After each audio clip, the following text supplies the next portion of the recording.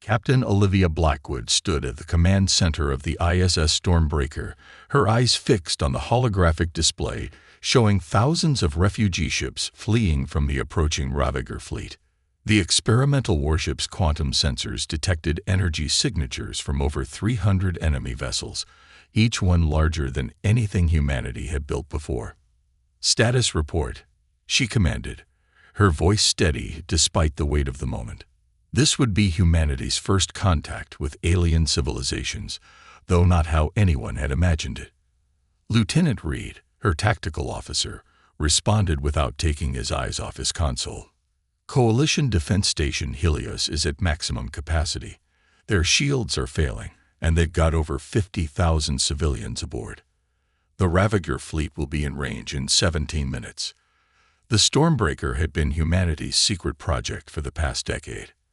After detecting signals from the ongoing galactic war, Earth's combined nations had poured their resources into creating a vessel that could stand against the mysterious Ravager force that was systematically destroying every civilization in its path. "Commander Walsh, are the phase shields ready?" Olivia asked, turning to her chief engineer. "As ready as they'll ever be, Captain," Walsh replied, his hands dancing across the engineering interface. "The quantum core is stable, but we've never tested the systems in actual combat." "First time for everything," Olivia said, straightening her uniform. "Lieutenant Park, open a channel to Helios Station." The communications officer worked quickly, and soon the image of Station Commander Tellara appeared on the main screen. The alien commander's crystalline features reflected the emergency lights flashing behind her. "Unknown vessel, identify yourself," Tellara demanded, her translator converting her harmonic language into English. "This is a restricted sector under Coalition protection." Olivia stepped forward. "This is Captain Olivia Blackwood of the independent starship Stormbreaker. We're here to help." "Help?" Tellara's crystal fragments shifted in what might have been confusion. "We've never encountered your species before. How did you even find us?" "We've been watching the war from afar," Olivia explained. "Earth, our homeworld, has been preparing for this moment. We couldn't stand by while the Ravagers destroyed every civilization they encountered." Before Tellara could respond, warning signals blared across both vessels. The Ravager fleet had accelerated, their massive ships moving with impossible speed for their size. "They're launching their first wave," Reed announced. "Standard pattern. They're trying to cut off escape routes first." Olivia turned back to the screen. "Commander Tellara, I know you have no reason to trust us, but right now you have no choice. Order your ships to form up behind the Stormbreaker. We'll show you what humanity can do." The alien commander studied her for a moment before nodding. "Very well, Captain Blackwood. We have nothing left to lose. All hands, battle stations," Olivia commanded as the channel closed. "Commander Walsh, bring the phase shields online. Lieutenant Reed, power up the graviton lance. Let's show the Ravagers they picked the wrong species to mess with." The Stormbreaker's engines hummed to life, its revolutionary propulsion system allowing it to move in ways that defied conventional physics. The ship's outer hull shifted, revealing weapon ports and sensor arrays that had been hidden beneath its smooth surface. "Ravager energy weapons charging," Reed reported. "Impact in 30 seconds. Hold position," Olivia ordered, her eyes never leaving the tactical display. "Let them think we're an easy target." The first Ravager blast struck the Stormbreaker head-on, but instead of exploding or being deflected, the energy seemed to ripple across the ship's phase shields before disappearing completely. "Phase shields holding at 100%, Walsh announced triumphantly. "Energy absorption successful. The quantum core is converting their attack into usable power." On the Helios station, Commander Tellara watched in amazement as the human vessel absorbed attack after attack, each blast seeming to make it stronger rather than weaker. It was unlike anything the Coalition had seen in their long war against the Ravagers. "Target locked on their command ship," Reed said, his fingers hovering over the weapon's control. "Graviton lance charged with their own energy." Olivia allowed herself a small smile. Show them what happens when you underestimate humanity, Lieutenant. Fire. The Stormbreaker's main weapon activated, converting the absorbed energy into a concentrated beam of gravitational force. The blast cut through the Ravager command ship shields like they weren't even there, tearing the massive vessel in half. For the first time in the war, the Ravager fleet hesitated. Their perfect formation wavered as they faced something they'd never encountered before, a ship that could turn their own power against them. All coalition vessels, Olivia broadcast on an open channel, form up and prepare to counterattack. Today, humanity joins your fight, and together we're going to show the Ravagers they're not invincible anymore. The battle for Helios Station had begun, and with it, humanity's entry onto the galactic stage. The Ravagers were about to learn that they weren't the only species capable of innovation, and that sometimes the most dangerous adversary is the one you never saw coming. The Stormbreaker's bridge hummed with activity as Lieutenant Reed tracked multiple enemy formations. Captain, the Ravagers are splitting their fleet. 3 battle groups moving to surround us. Olivia studied the tactical display, noting how the enemy ships moved with mechanical precision. They're adapting to our graviton lance. Commander Walsh, how's our power distribution? Quantum core is running hot, Walsh replied from engineering. Their attacks are feeding us more energy than we anticipated. We need to burn some of it off before the buffers overload. A transmission from Helios Station cut through their discussion. Captain Blackwood, Commander Tellera's voice carried an edge of desperation. Our long-range sensors detect more Ravager ships incoming. We need to evacuate the civilians. Understood. Olivia responded. Lieutenant Park, transmit our shield frequency data to the coalition ships. Let's see if we can extend our protection to them. As Park worked, Dr. Emerson, the ship's chief scientist, burst onto the bridge. Captain, I've finished analyzing the Ravager energy signatures. You need to see this immediately. The holographic display shifted, showing complex wave patterns. Their weapons aren't just energy beams, Emerson explained. They're carrying information. Command codes, tactical data, even ship diagnostics. Every shot is a data packet. Olivia's eyes widened. They're not just attacking us. They're communicating through their weapons. Walsh, can we decrypt any of this? Already on it, Walsh's voice came through the intercom. Our quantum processors are parsing the data now. Give us a few minutes. The ship shuddered as another wave of Ravager fire struck their shields. Reed's hands flew across his console. Enemy battle groups closing in. They're coordinating their attacks more effectively now. Time to show them our second surprise, Olivia decided. Walsh, initiate the quantum mirroring system. As the Ravager ships launched their synchronized attack, something unprecedented happened. The Stormbreaker seemed to blur, and suddenly there were 3 identical vessels where one had been, each moving independently. Quantum duplicate stable, Walsh reported. We can maintain this for 2 minutes before the power drain becomes critical. On the Helios Station, Commander Tellera watched in astonishment as the human vessel split into perfect copies of itself. Her tactical officer, a being of pure energy named Lyris, spoke up. Impossible. They're not holograms or drone projections. Each copy is generating its own mass and energy signature. The Ravager fleet hesitated, their perfect formation breaking as they tried to determine which Stormbreaker was real. That moment of confusion was all Olivia needed. All copies, execute attack pattern Delta, she commanded.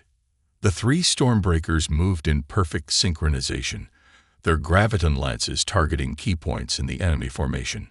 6 Ravager ships fell in as many seconds. Just then, Dr. Emerson's console lit up with decoded data. Captain, we've broken through. The Ravagers, they're not what we thought they were. These ships, they're not crewed at all. They're autonomous systems running on a quantum neural network. Artificial intelligence. Olivia asked, watching as her ship's copies began to fade. Not exactly, Emerson replied.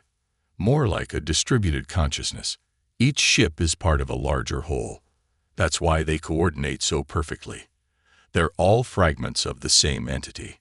Before they could process this revelation, Lieutenant Park intercepted a new transmission. "Captain, the Ravagers are broadcasting on all frequencies. They're trying to hack our systems. Engage quantum firewalls," Olivia ordered. "Walsh, prepare to dump excess power into the shields. We're not letting them into our networks." The bridge lights flickered as foreign code hammered against the Stormbreaker's defenses.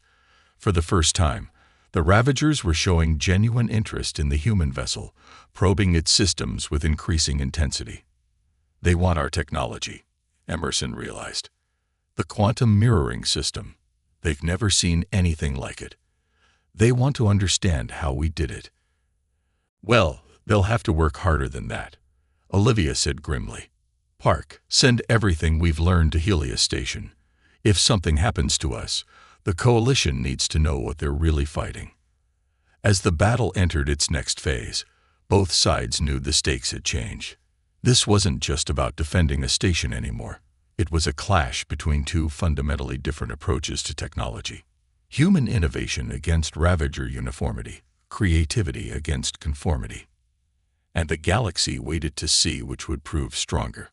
"Quantum core breach imminent," Walsh's voice cut through the chaos on the bridge. The Stormbreaker's systems were overloading from the constant Ravager attacks, their attempts to penetrate the ship's defenses growing more aggressive by the second. "Reroute power through the secondary buffers," Olivia commanded. "Dr. Emerson, what are you seeing in their attack patterns?" The scientist's fingers danced across his console. "The data embedded in their weapons is changing. It's becoming more complex, more adaptive. They're learning from every interaction with our systems." On the main screen, the Ravager fleet had arranged itself into a new formation, one that pulsed with synchronized energy waves. Lieutenant Reed's tactical display lit up with warnings.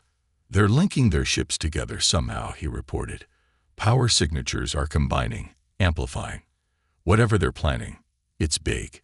Commander Tellera's image appeared on a secondary screen. "Captain Blackwood, our sensors detect a massive energy buildup in the Ravager fleet. We've seen this before. They're preparing to deploy a system killer." "A what?" Olivia asked, though she already suspected the answer. "A weapon capable of destroying everything within a light-minute radius," Tellera explained, her crystalline form vibrating with concern. "No Coalition defense has ever survived it." Dr. Emerson suddenly straightened in his chair. "Captain, I think I understand what they are now. The Ravagers, they're not just AI or distributed consciousness. They're an evolutionary algorithm gone rogue." "Explain," Olivia demanded, watching as the enemy fleet's energy readings continued to climb. "Their primary directive must be technological advancement," Emerson continued. "They consume other species' technology, incorporate it into themselves, and use it to become stronger. That's why they're so interested in our quantum systems. We represent a completely new branch of technological evolution." Lieutenant Park's console suddenly erupted with activity. "They're broadcasting again, but this is different. It's a message." Words scrolled across the main screen in dozens of languages, including English. "Your technological distinctiveness will be added to our outgunned. Resistance is inefficient." "Well, that confirms the theory," Emerson said grimly. "They're not conquerors, they're collectors. Every species they've destroyed, they've absorbed their technological knowledge." Commander Walsh's voice came through the intercom, tense but controlled. "Captain, I have an idea, but it's absolutely insane. If the Ravagers operate as a distributed system, they must share data across their entire fleet." "What are you suggesting?" Olivia asked. "We can use our quantum mirroring system in reverse," Walsh explained. "Instead of creating copies of our ship, we create a quantum entanglement field. When they try to absorb our technology, we force them to take in corrupted data. A virus." Olivia considered the implications. "More like a paradox," Walsh corrected. a recursive quantum loop that will force their distributed consciousness to crash. But there's a catch. We'll have to drop our shields completely. Let them think they're succeeding in hacking our systems. The bridge fell silent as everyone processed this. Dropping shields in the face of a system killer weapon seemed like suicide, but if Walsh was right, coalition ships, fall back to minimum safe distance, Olivia ordered. Commander Tullara, get your station's shields to maximum. If this works, the Ravagers are about to have a very bad day.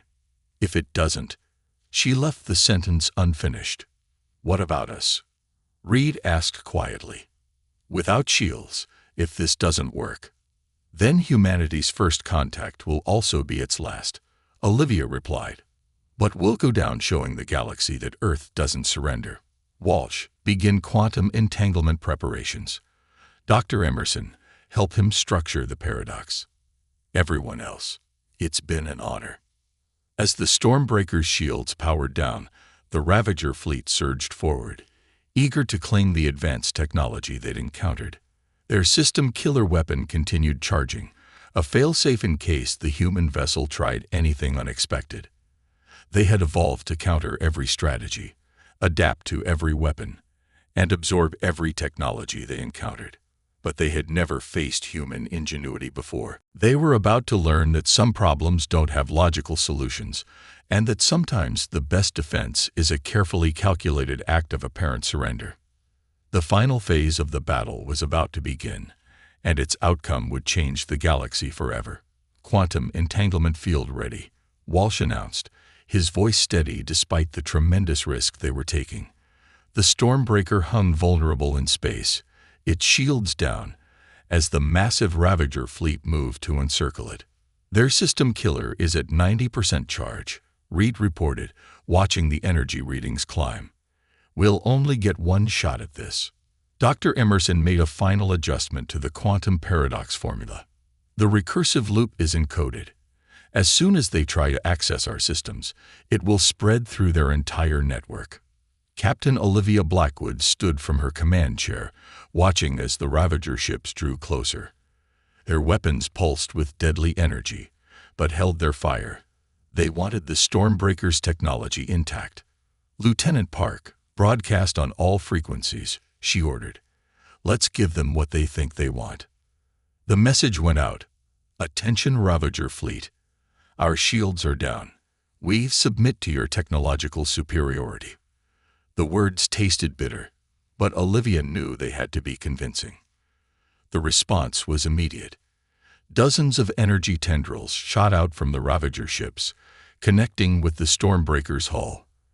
Their probes began penetrating the outer systems, exactly as planned.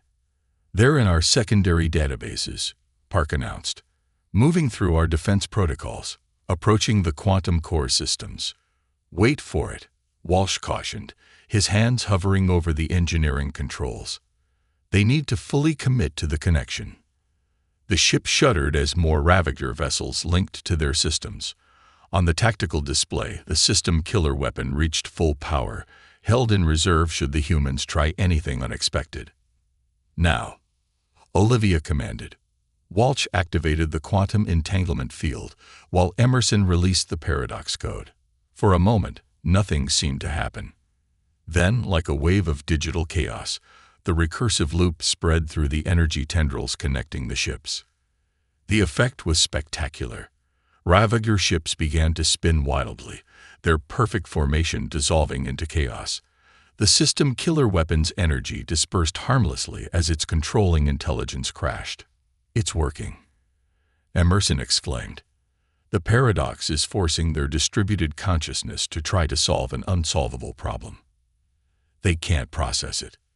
One by one, the massive Ravager vessels went dark, their quantum neural networks overwhelmed by the logical impossibility humanity had fed them. The few ships that managed to disconnect in time began to retreat, their collective intelligence fragmented and confused. From the Helios station, Commander Tullara watched in amazement. They're running away.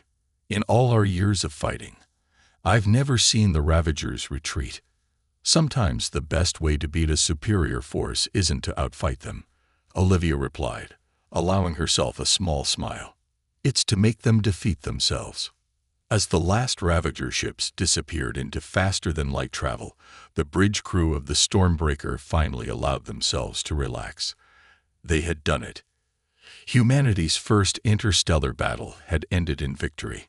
"Captain," Hark called out, "I'm receiving transmissions from all over the sector. Other Coalition worlds. They want to know about Earth. About humanity." Commander Tellera's image appeared on the main screen. "Captain Blackwood, the Coalition Council is convening an emergency session. We would be honored if you would represent Earth. Your species has done more than save our station. You've given us hope." Olivia looked around at her crew. Walsh's engineering brilliance, Emerson's scientific insight, Reed's tactical skill, and Park's unwavering communication support. They had all played their part in showing the galaxy what humanity could do. "We would be honored, Commander," she replied. "But first, let's help your people rebuild." This victory isn't just about Earth. It's about showing that different species, different ways of thinking, can come together to overcome any challenge. As Coalition ships began docking with Helios Station and repair crews started their work, Olivia knew this was just the beginning. Humanity had made its mark on the galactic stage, not through overwhelming force, but through innovation, courage, and the willingness to take risks others thought impossible. The Ravagers would return, of that she was certain. But next time, they wouldn't face the Coalition alone. Earth would stand with them, bringing human ingenuity and determination to the fight. Together, they would show that the greatest power in the universe wasn't technological superiority or perfect logic. It was the ability to think differently, to find solutions where others saw only problems. The dawn of a new era had begun, and humanity was ready to take its place among the stars. In the following days, as the Stormbreaker's crew helped with the station's repairs and shared their technology with their new allies, the truth of their victory spread throughout Coalition space. The species that had lived in fear of the Ravagers for so long began to look to Earth with hope and curiosity. What other innovations might these humans bring? What other impossible problems might they solve? The answer, as Captain Blackwood would tell the Coalition Council, was limited only by imagination, and that was something humanity had in endless supply.